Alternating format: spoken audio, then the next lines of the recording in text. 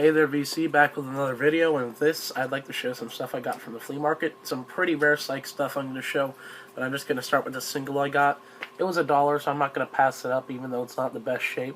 Beatles Get Back with Don't Let Me Down. It at least has the company sleeve still, and yeah, it's pretty decent condition. It played pretty well, but it's something I could always upgrade. So a lot of these records are actually really hard to find psych stuff, so I'm just going to start. And a few of these I've actually been looking for a couple of years. Just to start with this, Boston Tea Party. If you've never heard of these guys, please do yourself a favor and go out and check them out. They've done some pretty good songs.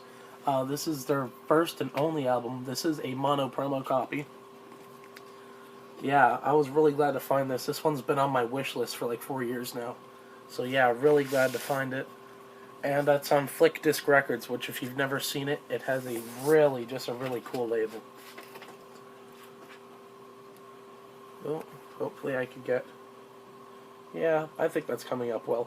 I really like the label. It's a beautiful condition disc, and like I said, it's a mono promo pressing.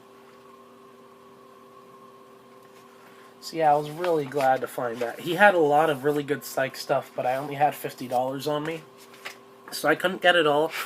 But I just grabbed the stuff that I really liked. He also had a Taiwanese pressing the Beatles White Album and didn't have the normal white cover. The cover on one side was the black and white Beatles pictures, and on the other side was them in color. But I couldn't get it because I'd have to put back like 2 of the albums to get it, and I just figured no. This one I was really glad to find. It's an original copy of Fever Tree's debut album. Another one, it's a really great album if you've never heard of Fever Tree. Go and look these guys up and hear some of the stuff off this album. It's really good. It doesn't have the original inner, which if I would have known it had a custom inner, then I would have probably tried to talk the guy down.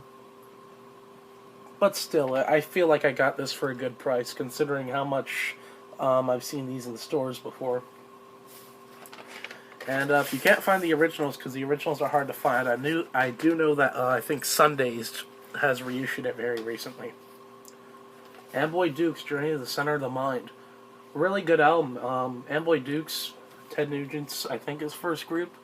And, yeah, I've only heard the song from them, Journey to the Center of the Mind, but it's totally a really good album, too. So, yeah, if you just know that song, then check out some more of their other songs, because there's a lot of really good ones on here. I think this might be an unmarked promo, because there's an X on the side with all the hits. Like Journey to the Center of the Mind, Ivory Castles, stuff that would have been good for radio play. So I think this could be just an unmarked promo copy, but I don't know. But yeah, it's still a pretty good find.